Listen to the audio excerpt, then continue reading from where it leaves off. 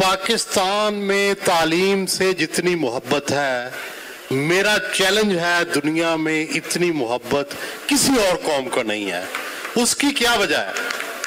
उसकी क्या वजह है कि तालीम हमारी घुट्टी में पड़ी हुई है और हमारी माएँ, हम जब नर्सरी स्कूल में भी जाना शुरू करते हैं तो वो सुबह हमें तैयार करती हैं, कपड़े पहनाती हैं, बाप छोड़ने जाता है, लेने जाता है।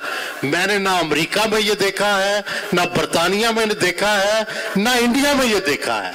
ये सिर्फ और सिर्फ पाकिस्तान में है कि वालिदैन को कितना शौक है अपने बच्चों को पढ़ाने का, क्योंकि तरक्की का पाकिस्तान में वाहिद सीढ़ी तालीम है और आप सब माशाल्लाह उस सीढ़ी पर चढ़ रहे हैं और यही मुल्कों को तरक्की देती है। सिर्फ इतनी बात है, एक कमी है तालीम की क्वालिटी की।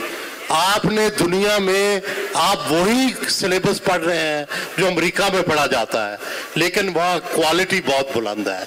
अगर आप भी अपने मयार को बेहतर कर लें तो दुनिया में फिर हमें कोई कम्पीट नहीं कर सकेगा। अमेरिका जो था, आपको याद होगा जब सिविल वार हुई तो अमेरिका के अंदर दो अमेरिका बन गए थे। एक अमेरिका वो था जो गुलामों की आज़ादी का कायल था और एक अमेरिका वो था जो गुलामों को रखना चाहता था। फिर आपको पता है कि बिल्कुल उनकी एक यूनियन बनी जिसको आज यूनाइटेड स्टेट्स ऑफ अमेरिका कहते हैं।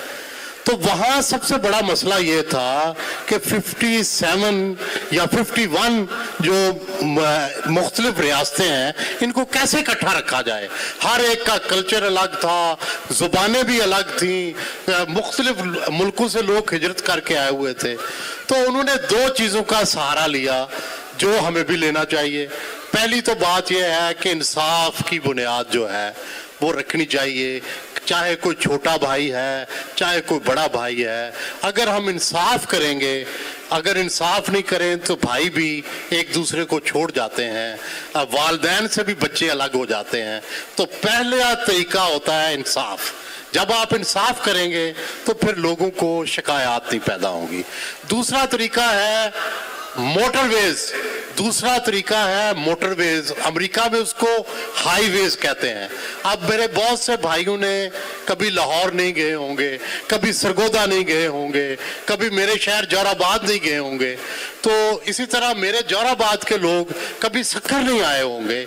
जब तक आप एक दूसरे से मिलेंगे नहीं, आपको जो भी सुनाया जाएगा आप यकीन कर लेंगे। आप ये समझेंगे कि जोराबाद में तो सोने के फूल निकलते हैं और सक्खर में काई उगती है। हालांकि वहाँ भी काई उगती है और यहाँ भी काई उगती है। ये जो कम्युनिकेशन होती है, आपस में ना मिलना, इससे भी गलतफहमियाँ फैलती हैं।